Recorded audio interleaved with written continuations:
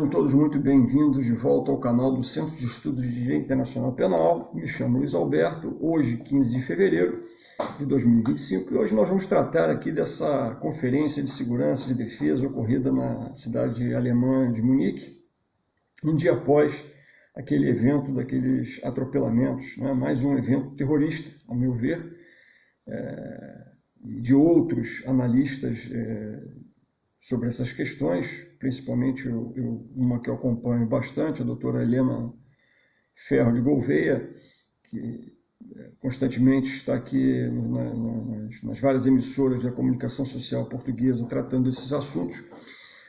Mas isso é uma história para as aulas que a gente vai, e os vídeos que a gente vai falar aqui sobre terrorismo. Mas o importante é trazer as questões que foram críticas severas aí sobre as falas do vice-presidente dos Estados Unidos, J.D. Vance, que as críticas foram porque o vice-presidente dos Estados Unidos deixou às claras o que pensa o presidente dos Estados Unidos, o que os Estados Unidos agora, né, nesse novo mandato de Donald Trump, vai continuar a combater, é essa dependência da Europa, principalmente da União Europeia, dos Estados Unidos. Uma dependência enorme, né? E se é uma questão de parceria, e logicamente que os Estados Unidos não vão se afastar da Europa, eu acho muito pouco provável, até porque algumas bases americanas estão aqui na Europa, e isso facilita muito o alcance dos interesses dos norte-americanos. Então isso não vai acontecer. Agora, quando se trata de parceria, a parceria tem que ser uma via de mão dupla, não pode ser uma via única, não é? E a gente às vezes vê alguns cientistas criticando. Bom, é só para a gente lembrar que o governo, que a maior parte dos governantes aqui de países europeus apoiavam, né, que era o governo do Joe Biden, né, e tinham a ideia de que a Kamala Harris, a sua vice, pudesse vir a ser presidente dos Estados Unidos, assim, não se viu nada do contrário, né, apenas que Donald Trump simplesmente não fica parado, ele não vai ficar assistindo mais uma vez ao que aconteceu, que vem acontecendo desde 2014, por exemplo, né? Houve a anexação da Crimeia, né, pela Rússia, uma região autônoma da Ucrânia. Naquela época se discutiu todos os membros da OTAN de contribuir em cada país membro da OTAN com 2% do seu PIB, e a gente só enxergou até agora, e eu posso trazer números para vocês, que apenas 6 países fizeram isso. Eu vou ler na ordem decrescente de percentual. Com 2% a Bulgária, com 2,1% a Finlândia e a Hungria, com 2,8% a Lituânia, com 3% a Estônia e com 3,3% do seu PIB a Polônia. Foi quem mais se preparou para as questões de defesa. Bom, isso demonstra claramente que a ideia de melhorar a capacidade de defesa pelas questões que a gente vem assistindo ao longo dos anos, nesse século XXI, é imprescindível. Mas veja, vamos entender um pouquinho do contexto. A maior parte dos países da União Europeia deixaram de praticar o serviço militar obrigatório. A maior parte deles, né? Hoje, só quem pratica o serviço militar obrigatório é a Dinamarca, a Suécia, a Noruega, a Finlândia, a Letônia, a Áustria, a Grécia e a Estônia. Esses países mantêm o seu serviço militar obrigatório. Os outros países, os 27 membros da União Europeia, dos 27 membros, só esses países continuam. E isso assim, eu li no ano passado um livro, A Nova Arte da Guerra, de um americano, um professor, fazendo ali, obviamente, um paralelo com a arte da guerra, né? Que algumas condicionantes foram sendo alteradas ao longo do tempo, vamos dizer, tendo por base aí a Segunda Grande Guerra Mundial, algumas condicionantes foram alteradas, claro. A tecnologia avançou muito, né? E da globalização, esse negócio todo. E essa questão de dizer que não se emprega mais tropas, isso é um ledo engano. Nós estamos assistindo aí na guerra da Rússia contra a Ucrânia que as tropas são imprescindíveis. É óbvio que o uso de outros mecanismos, né, como os drones, por exemplo, facilitam e possibilitam, mas eles precisam de carro de combate, eles precisam de mísseis, eles precisam de homem no terreno, eles precisam de fuzil, eles precisam de munição, de canhões, eles precisam de tudo isso, em pleno século XXI. Agora, é preciso ter uma reserva mobilizável, né, para as pessoas que já estudaram sobre isso ou já foram militares, como é o meu caso. A reserva mobilizável ela tem que estar em condições. Nós estamos assistindo isso na própria guerra da Ucrânia, da Rússia contra a Ucrânia e na guerra do Estado de Israel contra o Hamas.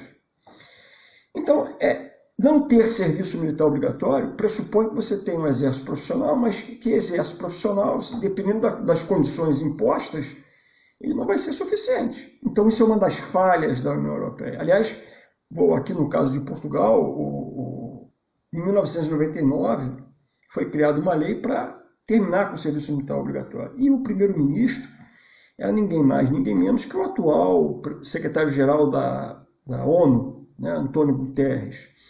Então, para quem é especialista nessa área, isso soa muito mal.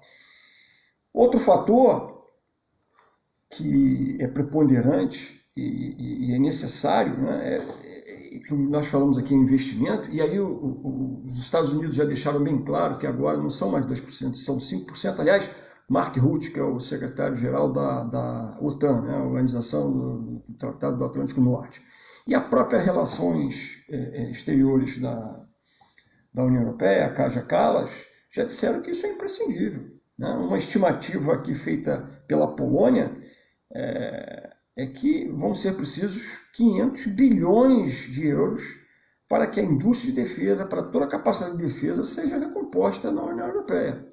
Então é disso que se trata. A parceria dos Estados Unidos com a União Europeia, ela vai ser mantida. Mas é preciso que haja essa parceria. Não é possível, né, alguém carregar, vamos usar um termo assim pejorativo, mas o piano, né? Quem está carregando o piano são os Estados Unidos, que além de fornecer a maior parte dos recursos em dinheiro, né, também o faz na questão bélica. Lógico, aqui vão criticar, mas há um retorno para as indústrias bélicas dos Estados Unidos. Ora, mas isso é o mínimo que se espera de que alguém que vem investindo e nunca deixou de investir na sua capacidade bélica, até porque, em muitas questões, a sua capacidade bélica é quem vai dar as cartas para as questões econômicas. Não foi o caso da União Europeia.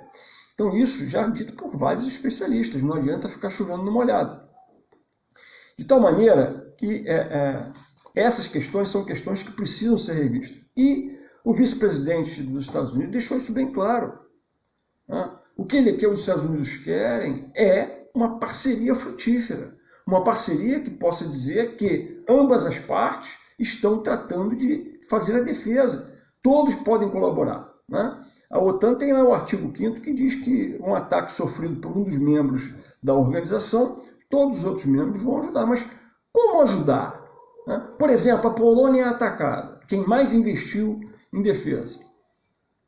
Né? Os outros membros vão ajudar a Polônia de que forma? Se eles não têm as mesmas condições. Como esses países vão deixar, por exemplo, de manter o mínimo das questões de defesa da sua soberania, da sua territorialidade, para ajudar um outro país, mesmo que seja membro da mesma organização de defesa? Isso é uma pergunta que fica no ar. Então é importante essas críticas também fazerem a contextualização de tudo que a gente vem assistindo. E, ademais, nós temos um problema que foi até uma das minhas questões da dissertação de mestrado, que é, e continua sendo, não é de hoje, a questão do Conselho de Segurança das Nações Unidas.